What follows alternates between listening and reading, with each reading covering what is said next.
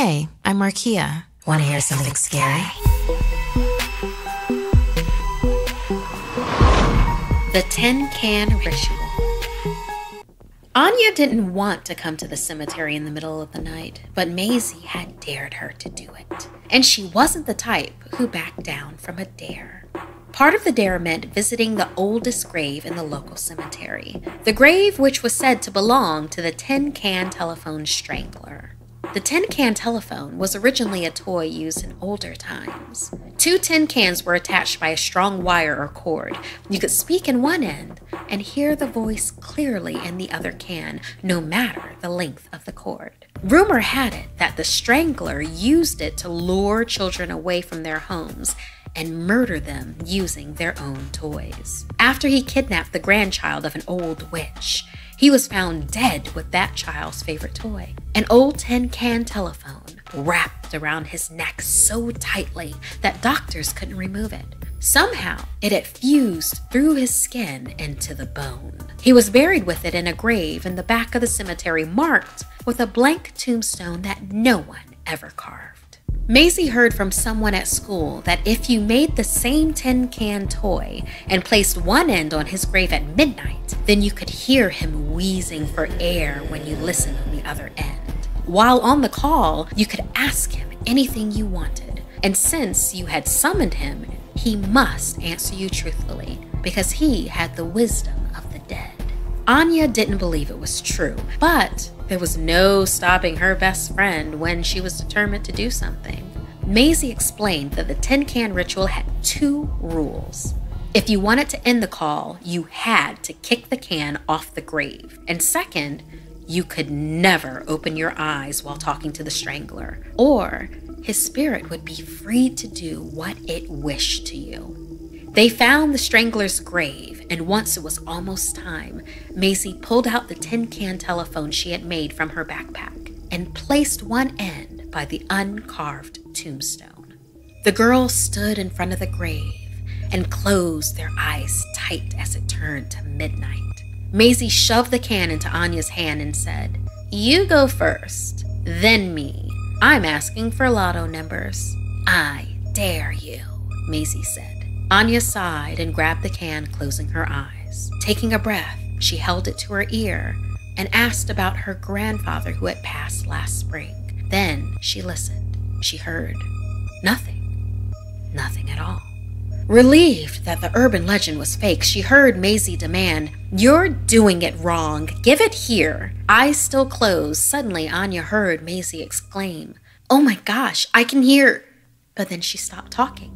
Anya shifted from one foot to the other, not fully believing Maisie had heard something, and she wanted another turn. Anya was a little too scared to open her eyes, so she reached out for her friend and asked to take her turn.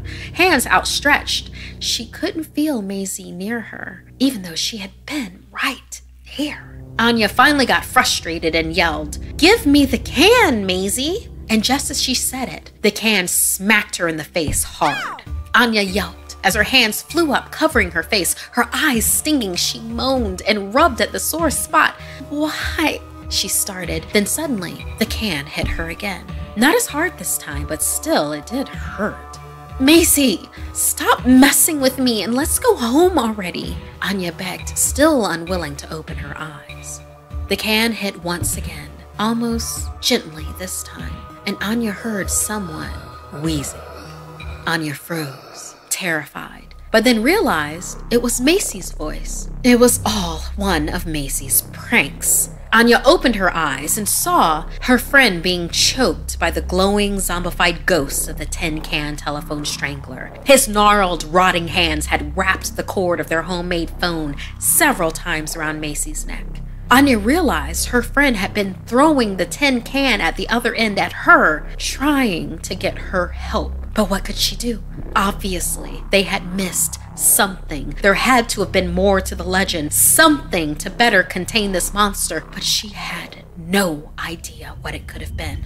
Anya watched in horror as her friend struggled and weakly kicked at the other can still on the grave.